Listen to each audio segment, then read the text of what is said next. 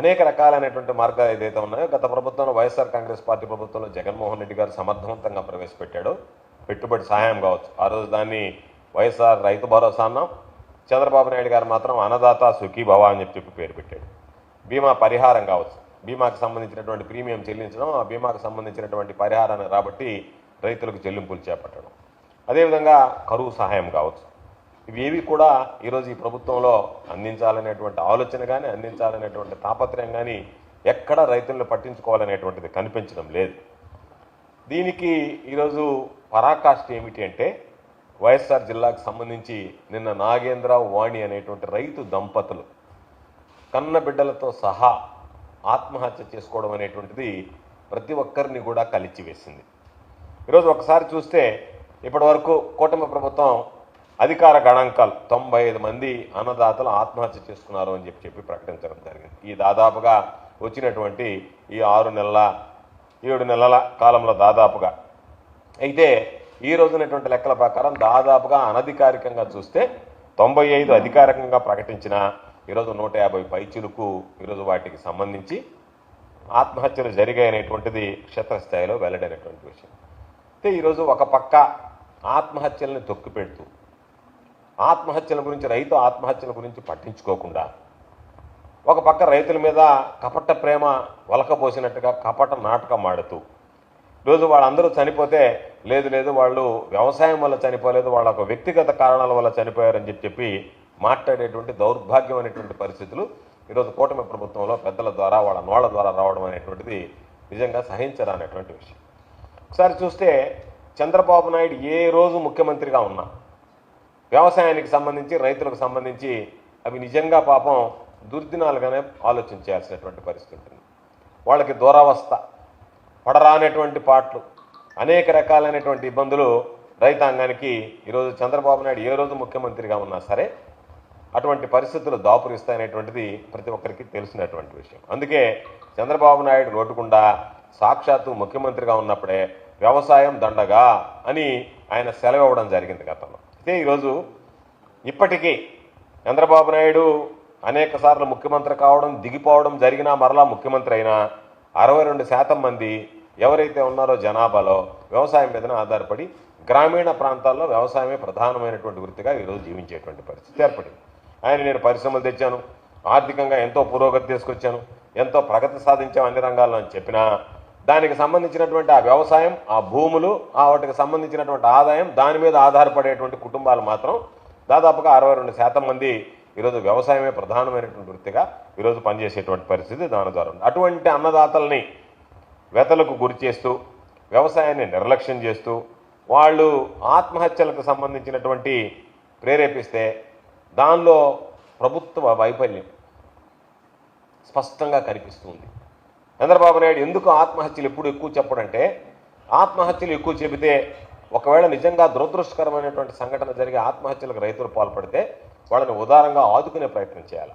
చంద్రబాబు నాయుడు ఆత్మహత్యలను తొక్కి పెడతాడు. కారణం ఏమిటంటే, ఆత్మహత్యలు ఎక్కువయ్యాయి అంటే ప్రతిపక్షాలు కానీ ఇంకా మిగతా ప్రజల దృష్టిలో, ఈ సమాజం దృష్టిలో చంద్రబాబు సమర్థవంతంగా పనిచేయలేదనేటువంటి నాకు అపప్రద వస్తుందేమో, దానివల్ల రైతుల ఆత్మహత్యలను అణగదొక్కేస్తే సరిపోతుంది. వాటిని తొక్కేస్తే ఎక్కడ కూడా ఆత్మహత్యలు వెలుగు చూడకుండా, వాటిని బయటికి రానివ్వకుండా, ఎక్కడన్నా పత్రికల్లో వచ్చినా ఎవరన్నా ఘోషించినా లేదు వ్యక్తిగత కారణాలతో జరిగాయి అనేటువంటి కలరింగ్ ఇచ్చి తప్పించుకోవాలనేటువంటి ఆలోచన చేస్తాడు తప్ప కనీస సాయం అందించాలనేటువంటి ఓ మానవతా దృక్పథంతో కూడా రైతుల పట్ల చంద్రబాబు నాయుడు గారు ఎప్పుడూ వ్యవహరించినటువంటి పరిస్థితి లేదు.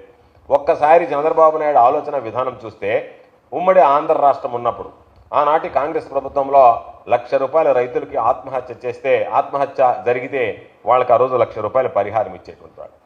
చంద్రబాబు నాయుడు తర్వాత ముఖ్యమంత్రి అయిన తర్వాత ఎంత దౌర్భాగ్యం అంటే, అదే చంద్రబాబు నోటితోనే ₹1,00,000 పరిహారం ఆశించి రైతులు ఆత్మహత్య చేసుకుంటున్నారు అని చెప్పి రైతులను కించపరిచేటువంటి విధంగా అవహేళనగా మాట్లాడినటువంటి సందర్భాలు ఉన్నాయి.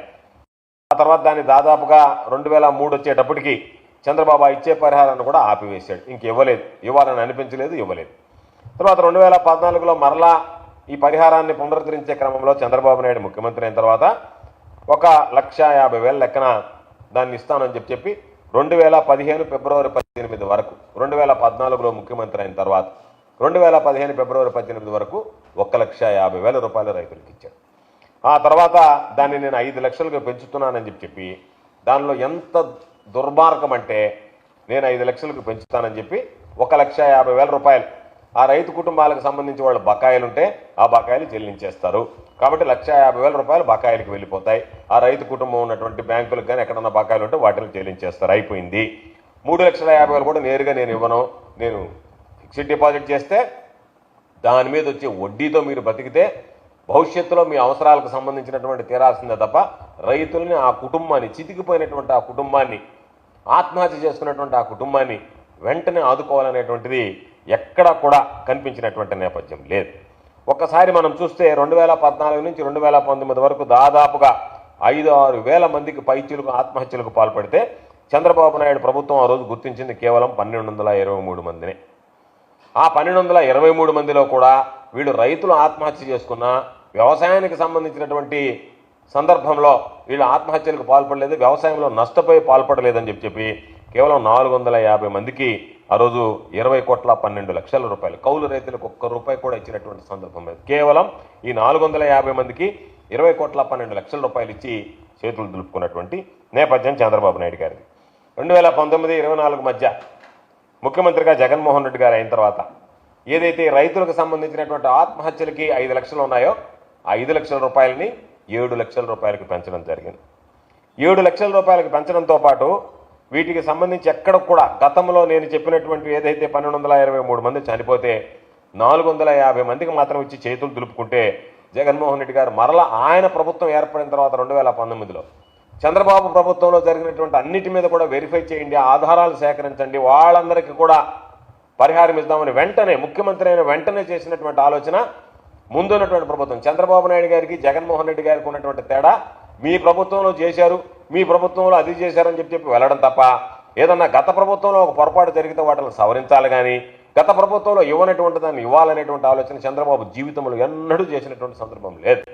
అటువంటిది జగన్మోహన్ రెడ్డి గారు చొరవ తీసుకుని ఎంతమంది చనిపోయారనేటువంటిది లెక్క వేసి 2014-2019 మధ్య 474 మంది కుటుంబాలు ఆత్మహత్యలు చేసుకున్నాయి, వాళ్ళకి పరిహారం అందలేదు అని చెప్పి లెక్క తేల్చి 474 కుటుంబాలకి జగన్మోహన్ రెడ్డి గారు నష్టపరిహారం అందించడం జరిగింది. మిగిలిన కుటుంబాలకు సంబంధించినటువంటి రికార్డు డేటా కూడా కలెక్ట్ చేసేటువంటి అవకాశం రాలేదు. కాబట్టి చంద్రబాబు నాయుడు ఎప్పుడు కాపీ క్యాట్ చెప్తుంటాడు, నాకున్నటువంటి అనుభవం, నాకున్నటువంటి ప్రజ్ఞ, నాకున్నటువంటి అపారమైనటువంటి తెలివితేటలు ఎవ్వరికి లేవు, ఈ ప్రపంచంలోనే లేవు, ఈ దేశంలోనే నేను పుట్టాల్సినటువంటి వాడిని కాదని మాట్లాడేటువంటి చంద్రబాబు ఎప్పుడూ కూడా స్వతహాగా ఒక్క కార్యక్రమమైనా సరే, ఒక్క సంక్షేమ పథకమైనా సరే ప్రవేశపెట్టడం మీరు చూడండి, ఎక్కడా ప్రవేశపెట్టినటువంటి దాఖలాలు. చంద్రబాబు అనేటువంటి వాడు కాపీ క్యాట్. ఎవడన్నా ప్రవేశపెట్టినటువంటి దాన్ని కాపీ చేయడమో లేకపోతే ఇతర రాష్ట్రాల్లో ప్రవేశపెట్టిన దాన్ని తీసుకొచ్చి ఇక్కడ అమలు చేయడమో తప్ప ఎక్కడా చంద్రబాబు నాయుడు బుర్రలో నుంచి మోసం చేయడానికి ఎక్కువగా ఆలోచన చేస్తాడు. కాబట్టి ప్రజలకు సంబంధించినటువంటి సంక్షేమాన్ని గురించి ఆలోచన చేయడానికి సమయం ఉండదు. ఆ ఆలోచన చేయాల ప్రజలకు అనేటువంటి ఆ ఆలోచన శక్తి కూడా చంద్రబాబు నాయుడుకి లేదు. అందుకనే ఈరోజు అందరినీ గతంలో చూసాం, కాంగ్రెస్ పార్టీ రుణమాఫీ చేస్తే నేను వస్తే రుణమాఫీ చేస్తానని 2014లో అధికారంలోకి వచ్చిన తర్వాత ఎన్ని రకాలైనటువంటి నిబంధనలు విధించి రైతులకు ఇవ్వడానికి డబ్బులు మనసు రాక రైతు రుణమాఫీ పేరుతో మోసం చేశాడు. ఈరోజు మరలా జగన్మోహన్ రెడ్డి గారు రైతులకు పెట్టుబడి సాయం ఇస్తుంటే లేదు, జగన్మోహన్ రెడ్డి గారు ఇచ్చేటువంటిది 13,500, నేను 20,000 రూపాయలకు పెంచుతానని చెప్పి దాని పేరు కూడా అన్నదాత సుఖీభవ అని చెప్పి ప్రకటించాడు. ఇచ్చినటువంటి పరిస్థితి లేదు. ఈ పెట్టుబడి సాయం కూడా జగన్మోహన్ రెడ్డి గారిని చూసి కాపీ కొట్టి జగన్మోహన్ రెడ్డి గారు 13,500 ఇస్తే నేను 20,000 ఇస్తానని చెప్పి ప్రకటించాడు తప్ప చంద్రబాబు నాయుడికి అటువంటి ఆలోచన, అంత అనుభవజ్ఞుడైనటువంటి చంద్రబాబు నాయుడికి రైతుల పట్ల ఉదారంగా వ్యవహరించాలనేటువంటి ఆలోచనే రాకపోవడం అనేటువంటిది ఈరోజు రైతాంగం మొత్తం గమనించాలనేటువంటిది ఈ సందర్భంగా తెలియజేస్తున్నాను. కాబట్టి చంద్రబాబు అన్ని రంగాల్లో కూడా జగన్మోహన్ రెడ్డి గారు రాగా రైతులను ఆదుకోవడంలో విఫలం చెందాడు. అకాల వర్షాలు వచ్చినా సరే, వరదలు వచ్చినా సరే నష్టపోయినటువంటి రైతుల గురించి ఆలోచన చేసేటువంటి పరిస్థితుల్లో లేడు. ఏదైనా సరే జగన్మోహన్ రెడ్డి గారి హయాంలో ఎవరన్నా వర్షాలు వచ్చి వరదలు వచ్చి నష్టపోతే అదే సీజన్లో ఇన్పుట్ సబ్సిడీ ఏదైతే ఉందో ఆ సీజన్ ముగిసే లోపలనే రైతుల ఖాతాలో జమ చేసేటువంటి ఒక విధానాన్ని తీసుకొచ్చాడు. ఈరోజు చంద్రబాబు నాయుడు గతంలో బకాయిలు పెట్టి వెళ్ళిపోయాడు. గతంలో ముఖ్యమంత్రిగా ఉన్నప్పుడు మరలా ఈరోజు కూటమి ప్రభుత్వంలో కూడా రైతులను ఆదుకోవాలనేటువంటి ఆలోచన చేసేటువంటి పరిస్థితి లేదు. అందుకనే దాదాపుగా జగన్మోహన్ రెడ్డి గారి హయాంలో ఆయన ఏ విధంగా ఎవరన్నా ఆత్మహత్య చేసుకుంటే ఉదారంగా వ్యవహరించమన్నారు. దానికి చంద్రబాబు నాయుడు రైతు అనేవాడు ఆత్మహత్య చేసుకుంటే దాన్ని ఆత్మహత్యగానే పరిగణించండి అని చెప్పాడు తప్ప చంద్రబాబు నాయుడు లాగా రైతుల ఆత్మహత్యలు పెరిగిపోతే ప్రభుత్వం మీద ఖజానా మీద భారం పడదేమో, ప్రభుత్వానికి అప్రతిష్ట వస్తుందేమో అనేటువంటి ఆలోచన చేయలేదు. అందుకనే 1794 కుటుంబాలు, ఈరోజు 1794 మంది చనిపోతే ఆ 1794 కుటుంబాలకి దాదాపుగా 116 కోట్ల 10 లక్షల రూపాయలు